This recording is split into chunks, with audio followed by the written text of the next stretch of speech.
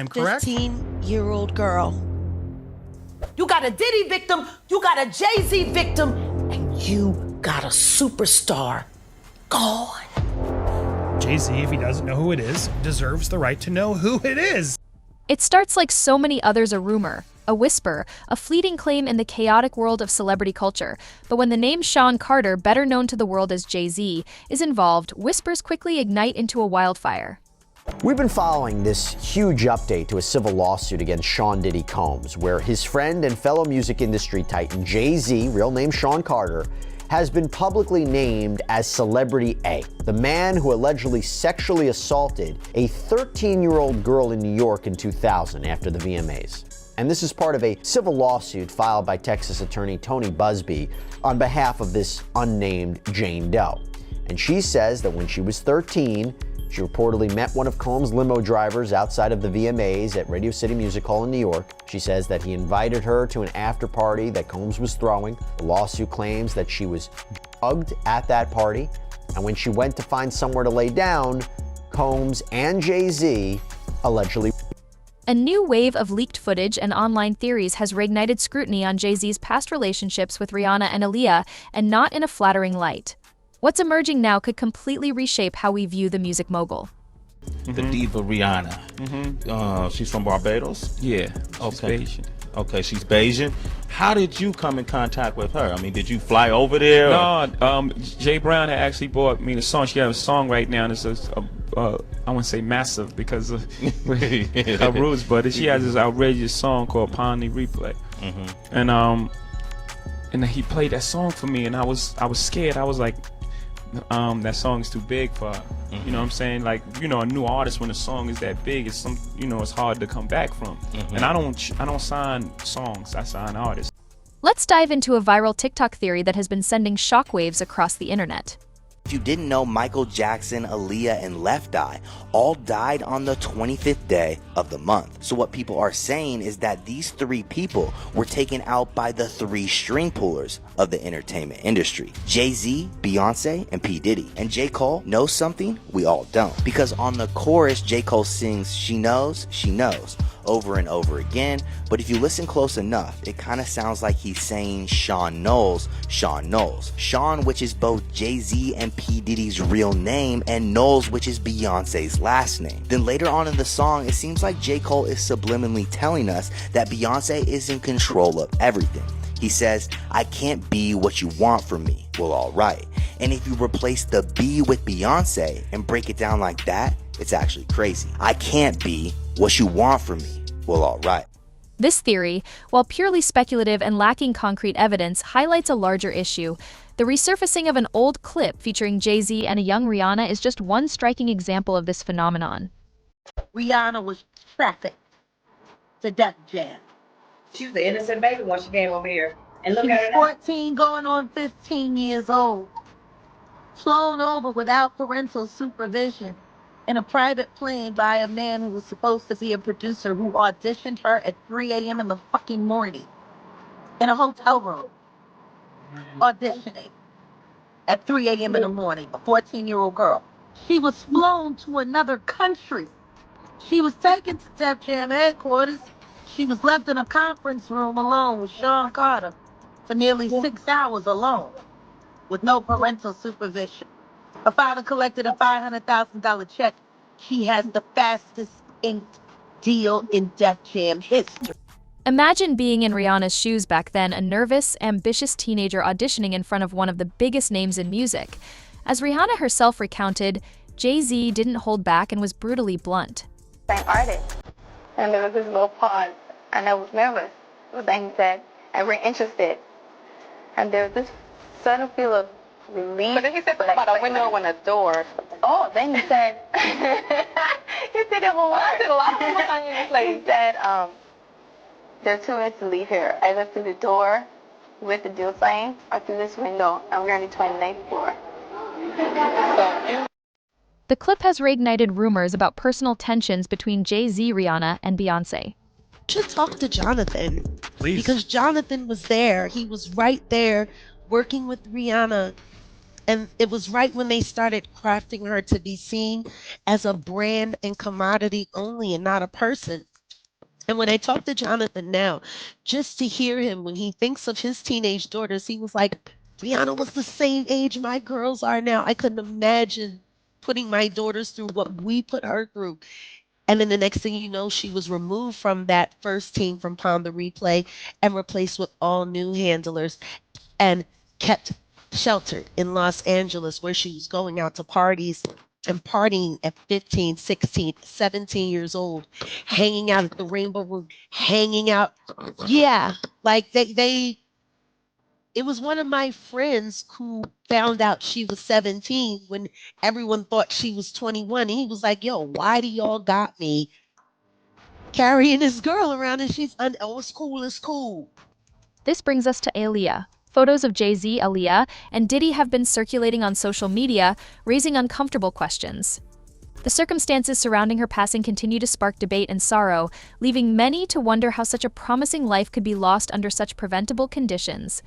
According to a new book called Baby Girl, better known as Aaliyah, by Kathy Ian Doley, a source is claiming that Aaliyah was hesitant to get on the plane the day of the plane crash. The source says that Aaliyah was given a sleeping pill and carried onto the plane unconscious before the fatal crash happened in the Bahamas. Kingsley Russell, who was 13 at the time, was in the car that drove Aaliyah and her team to the airport for their return flight to Miami. According to Kingsley Russell, they took her out of the van and she didn't even know she was getting boarded on a plane. Russell says she went on that airplane asleep. Now, Aaliyah was in the Bahamas shooting the video for Rock the Boat, and she had just wrapped the video shoot earlier that day. And when it was time to board the plane, Aaliyah was allegedly reluctant to get on after learning that the plane was over its weight limit and informed that the plane would struggle to handle 8 passengers, which included Aaliyah's bodyguard, who weighed over 300 pounds. He said that she grew more and more concerned when they arrived to the airport and she discovered that they would be flying on a small plane. He also says Aaliyah fell asleep in the cab with complaints of a headache as her team tried to sort out the travel situation, and when they returned to the cab, Aaliyah continued to protest. That's when Russell says that one of her team members gave her a sleeping pill, and shortly after that, they boarded the plane, and that is when the tragic incident took place.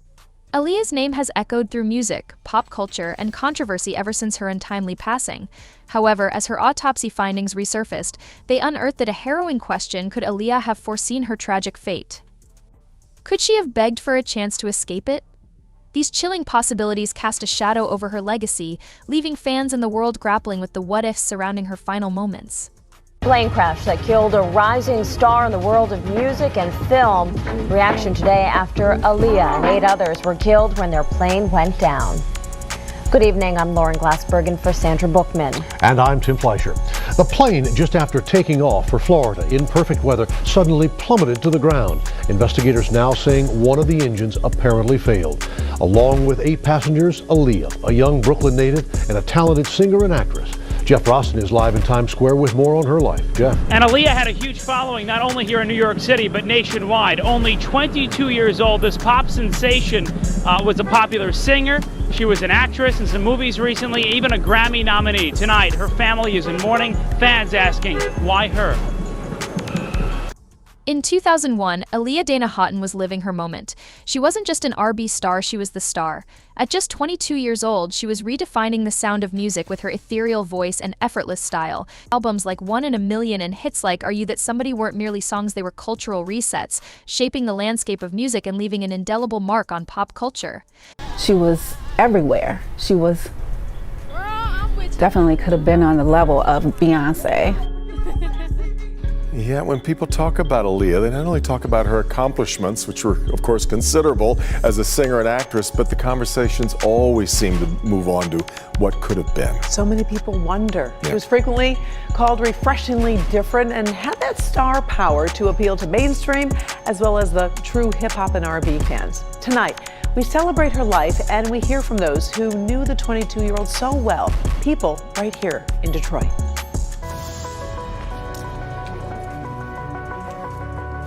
Aaliyah's death left fans, family, and others in the music industry wondering, what could have been? I think about it all the time. Sometimes when I'm playing her songs on the radio now, I just have a moment, just reflect and say, hey, I'm thinking about you, Aaliyah. You know, I know her spirit is doing something right now because she's the kind of spirit that'll last forever. She could be considered a queen of her generation. I think she could have been anything she wanted to be. People have compared her to, she could have been bigger than Beyonce. Well, that possibility is there for sure. I think that she was on that trajectory for sure. But on August 25th, 2001, it all ended far too soon. Aaliyah had just finished filming the music video for Rock the Boat in the Bahamas. The shoot was stunning yet grueling, and, as it turned out, fatally complicated. Production was running behind schedule, flights were being rearranged, and a sense of chaos buzzed around the crew's departure. What should have been a moment of triumph quickly unraveled into tragedy. The Cessna crashed. Witnesses said it rolled hard to the left after taking off and fell almost straight down. There have been unconfirmed reports that the pilot, Luis Morales of Fort Lauderdale, may have questioned the amount of cargo and passengers to be loaded, and that's one of the first areas investigators will look into. One thing we may discover that we can determine the weight of the luggage, which may help the investigators in determining whether the plane had an overload. The crew that perished in the crash traveling with Aaliyah was scheduled to come back to South Florida on Sunday with the charter company Sky Limo in this 15-passenger plane, which can carry up to 4,500 pounds of fuel, passengers, and luggage. But for some reason, Aaliyah and her entourage chose to leave on Saturday afternoon in the smaller Cessna. We feel very terrible about what happened. It was obviously a terrible tragedy. One of those things of fate that, if she'd been on this plane that next day, maybe this all wouldn't have happened. We all wouldn't be here. According to testimonies years later, Aaliyah was tired and uncomfortable in the moments leading up to the flight. One witness claimed she even resisted getting on the plane, sensing something wasn't right. This unsettling detail adds to the growing sense of foreboding that would tragically prove to be all too real. On August the 25th, as you heard earlier, 2001, Aaliyah and 8 others died in this fiery plane crash just a minute after taking off from an airport in the Bahamas. Sadly, no one survived. Now, she'd been filming a music video just 200 miles east of Miami. A witness has since come forth, claiming Aaliyah was given a pill before she got on the flight. What have you uncovered about that allegation? Yeah, the new book, Baby Girl, reveals some new details about the final moments before that tragic accident. And according to the author, Aaliyah was sitting in a taxi as her team and the flight crew argued nearby about whether or not to take off, and she complained of having a headache. Now, reportedly, a baggage handler nearby said that someone from her entourage gave her a pill. She took the pill, and that right after, she fell into a very deep sleep. So deep, in fact, that she was carried onto the airplane still asleep and may not have even been aware that she was on the airplane. Now, we should say we don't know what that pill was. It could have been aspirin. Maybe she was just very tired from a long video shoot. And the baggage handler did say that she took it willingly. But it does reveal some new information about those final moments. The crash was devastating. It happened instantly. The wreckage lay just a few yards off the runway, with the plane shattered, its engine and wings torn apart on impact. Aaliyah and 5 others died immediately, while 3 more passengers succumbed to their injuries shortly after. The scene was one of utter devastation, forever altering the lives of those who loved her and the world that adored her. The plane was ready for departure. Positioned on runway 27, the west-facing side, Captain Morales powered up his plane and began the takeoff run. The plane would use little over half of the runway to accelerate to takeoff speed. Captain Morales angled his plane into the air and immediately experienced difficulty in controlling the aircraft. In the plane's very short flight, the aircraft peaked at an altitude under 100 feet above the runway. As the plane was highly unbalanced, the Cessna pitched into a high nose-up attitude. The left wing began to drop as not enough lift was being generated by the wings to sustain the excessive weight of the aircraft. This led into a left bank and the nose dropped. In the following seconds, the plane fell to the ground. In a nose-down left bank attitude, the Cessna crashed into the ground in a marshy area just beyond the end of the runway. A fire consumed the wreckage of the aircraft. 8 of the plane's 9 occupants were dead, killed when the plane crashed. There was one initial survivor, Aaliyah's own bodyguard, Scott Gallen. He was found by first responders, but he passed away shortly after the crash. The investigation put the accident down to multiple factors: an overweight plane, improper distribution of the weight, an unqualified pilot, falsified documents, and poor airline management. At first glance, it seemed like a tragic accident, but when investigators and coroners pieced together the details, the truth became harder to swallow. What appeared to be a random disaster soon revealed unsettling facts, raising more questions than answers about the circumstances surrounding the crash. Some are wondering whether the crash that took Aaliyah's life was truly an accident. Despite no definitive evidence, some online sleuths believe that Aaliyah's death may have been organized to protect famous faces in the music industry who may have been involved in Diddy's alleged crimes. More intriguing, however, is a detail concerning the moments before the fateful plane crash. According to the Daily Beast, Aaliyah had a known fear of flying. Some question why she would have boarded the private plane, which was small and overloaded with luggage, a contributing factor in the crash. An eyewitness whose family reportedly owned the taxi company Aaliyah and her team used to get to the airport claimed to have seen her being carried onto the plane unconscious. Did she have time to realize the danger? Did she know her life was slipping away? These haunting questions linger as we try to understand the final moments of Aaliyah's life, hoping for answers that might never fully come. But then I'm like, the autopsy reports as at then should probably have been able to say if there was in her body or... But it was the pilots that they were alleging that had the name and its license. Just according to them, they were trying to switch the narrative.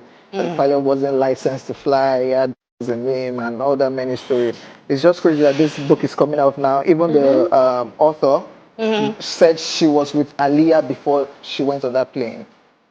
I mean, there have been so many things. That's why the story is important for her to even go proper and do the investigation proper. Things around Aaliyah. So many unfinished businesses, even her relationship, her love life, you know, everything that has been around her. People have so many questions. Not surprised that this book is coming out. And I think that it's closure for some people as well. For her. Those chilling questions made headlines when the autopsy report was revisited, casting the crash in an even darker light. Aaliyah's death wasn't just quick and tragic, it may have been terrifying. The revelations added a layer of horror to an already devastating loss, leaving those who loved her grappling with the possibility that her final moments were filled with fear. Weather conditions were good, so the plane took off around 6:45 p.m. The plane began flying at high speed over the runway 27 and took off quickly. It banked to the left as it reached an altitude of about 40 feet above the runway. Suddenly, the aircraft tilted forward and hit the marshy terrain with its left wing and nose. The aircraft then rolled around before finally coming to a stop about 300 feet before the end of the runway, heading east. The plane had sustained heavy damage, and a fire broke out after the crash. About 135 square meters of the south side of runway 27 was covered with the wreckage. Louis Key, a 25-year-old charter pilot who worked on an aircraft about half a mile away, witnessed the crash. He saw the Cessna crash when it was only 60 to 100 feet above the ground. The man ran to a fire truck and was horrified when he arrived at the crash site. It was an awful sight. Some bodies were so badly disfigured, you couldn't identify them. And two guys were alive, one screaming and screaming for help. He was horribly burned all over, said charter pilot Louis Key. I've seen crashes before, but that was probably one of the worst ones, he said. It was pretty devastating. The aircraft was broken into pieces, and some of the seats were thrown from the aircraft. First responders on the scene found Aaliyah's body about 20 meters from the wreckage. She was immediately deceased. According to a later autopsy report, she had severe burns and head injuries. Just before the collision, she had gone into shock that weakened her heart. The coroner later indicated that even if she had survived the accident, her injuries were so severe that she might never have fully recovered. Aaliyah was only 22 years old.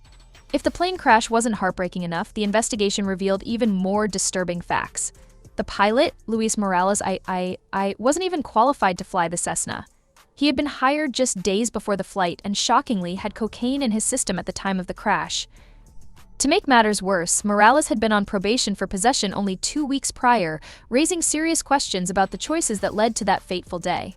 Before the crash, Aaliyah's pilot, Luis Morales, had been on the wrong side of the law when he got arrested for possession of cocaine and got probation after a traffic stop on July 7th revealed traces of cocaine in his car. The autopsy further revealed traces of cocaine and alcohol. Shockingly, this pilot was not certified to fly the ill-fated plane. Luis Morales was on probation for theft charges in the same period. Similar criminal charges in November of the previous year included stealing pencils, pens, a cigarette lighter adapter, panel lights, and aircraft tools. He got 3-year probation with no adjudication, meaning that his record would have been cleared if he had completed probation. Luis Morales was often in trouble with the authorities and was on probation when flying this plane. Uncertified. The reports of the plane crash exposed that Luis Morales was not certified to fly the 10-seat Cessna. While he was a pilot, he was not certified to fly this specific plane safely. More shocking news revealed that the pilot was only trained for 3 weeks to fly this size of an aircraft before the fatal crash. This information was revealed to the public by colleagues who had trained him. Luis worked for Blackhawk International Airways and had been placed at the controls 2 days before the accident.